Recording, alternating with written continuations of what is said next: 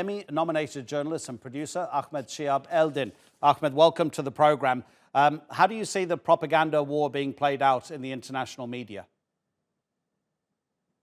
Adnan, Israel's propaganda is quite frankly collapsing, and more people than ever are becoming aware of the reality on the ground. Israel's finding it difficult to make its mythical and manipulative narrative of self-defense stick this time, even as President Biden, as you reported, is towing this line, blocking 3 UN Security Council attempts at a ceasefire. And in the US, you're seeing a large number of men and women in Congress speaking out using accurate and appropriate terminology to describe Israel's current actions and their historical apartheid policies that continue today. You know, this is actually being reflected in Western mainstream media coverage, which for too long has been biased. I mean, the fact is the images that people are seeing on social media, you simply cannot unsee. In many ways, social media is doing what a lot of mainstream media organizations have failed to do. And that's why you're seeing, you know, these pervasive attempts to censor Palestinian voices and criticism of Israel online. I would say that Israel's propaganda is ultimately based on erasing the chain of events that got us to this point, starting at the beginning of the holy month of Ramadan, a month of fasting, compassion, and forgiveness, when Israel prevented Palestinians from praying at Al-aqsa, which is, of course, as you know, the third holiest site in Islam. Not only that, they attacked them with, you know, bullets, tear gas, stun grenades. They protected settlers who were vandalizing the sacred Temple Mount. They continued their policies of ethnic cleansing in Jerusalem. They wounded hundreds of Palestinian human beings, unarmed human beings. And they violated the Hague Convention in doing so, which deems that cultural sites should be protected, and Israel is a signatory. So, Adnan, that's why these misleading headlines that say that Israel strikes Gaza after Hamas fires rockets are not only offensively reductive, they're deceptive. Israel is quite frankly starting to lose the propaganda and public opinion of the world. There have been major protests in almost all major cities, including in the United States. And just to put it very briefly for your audience, being pro-humanity, pro-human lives, Palestinian human lives, whether in the occupied West Bank, where lynch mobs are attacking and beating Palestinian citizens of Israel, or Palestinians in Gaza, does not make anybody anti-Semitic. I would say that the emperor has no clothes.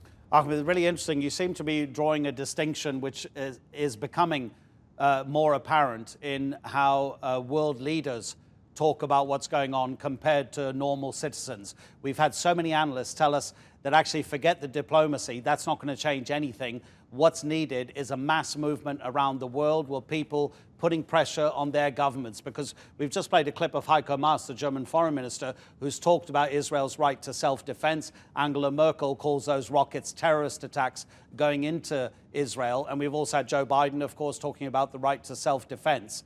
What about the word apartheid? Will that help at least concentrate those world leaders' minds? The Human Rights Watch has accused Israel of perpetrating crimes against apartheid. Is that productive or counterproductive?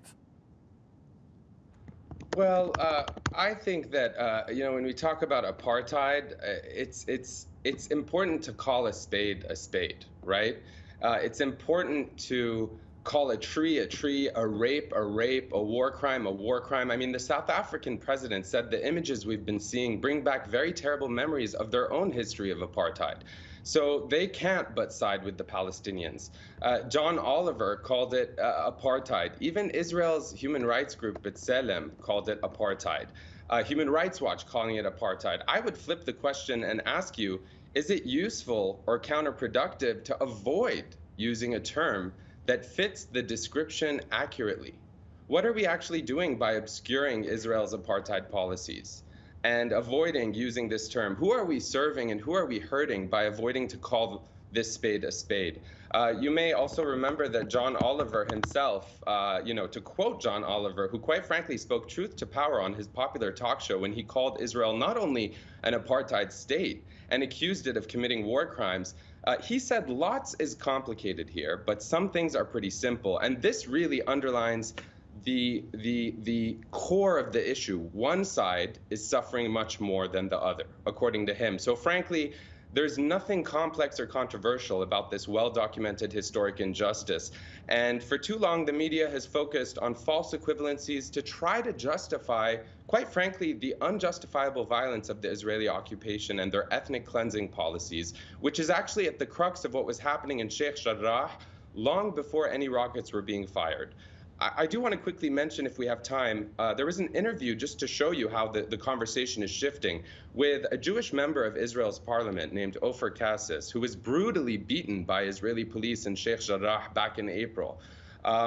He said, Netanyahu ignited this fire. He started it on purpose to protect himself, and it's not a coincidence that Israel's military started provoking Palestinians at Al-aqsa in East Jerusalem, more or less on the same day that the mandate for forming a government went from Netanyahu to Yair Lapid. So, the member of the Knesset said Netanyahu's responsible for all the blood spilled, and it was a desperate attempt by him to stay in power to avoid for all the corruption charges that are against him.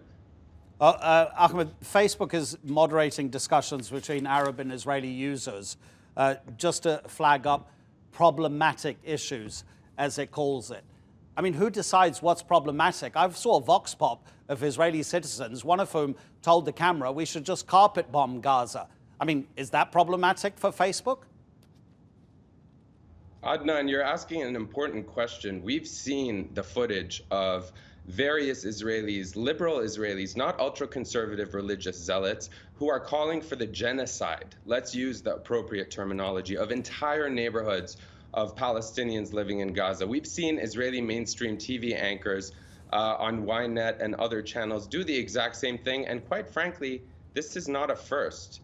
The censorship, to your point, of Facebook, of Palestinian voices and narratives on social media is just another chapter in a long campaign of urging Facebook not to flag anti-Zionism criticism as anti-Semitic hate speech.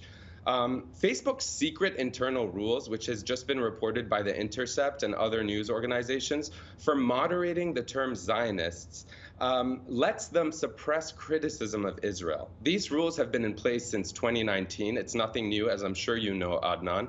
And they contradict claims by Facebook that they hadn't decided yet whether to treat the term Zionist as a proxy for Jew when ruling on hate speech. So both Facebook and Instagram are facing allegations of censorship, something I've endured, my colleagues have endured, activists on the ground have endured, people in the Palestinian diaspora have endured, as well as young Jewish activists and people inside the US who have seen the erratic, widespread removal of recent posts from pro-Palestinian voices, pro-humanity voices, critical of the Israeli government and its war crimes. So Facebook decision makers are, quite frankly, in my opinion, and quite openly, and it's been proven, are more concerned with shielding Zionist Israeli settlers and the Israeli government from accountability. These pro-Israel groups have long been trying to use the empty charges of anti-Semitism to shut down any debate about Palestine and criticism of the Zionist apartheid regime of Israel. Really appreciate your taking the time to speak to us. That's Ahmed Shihab-Eldin speaking to us from Kuwait City. Take care.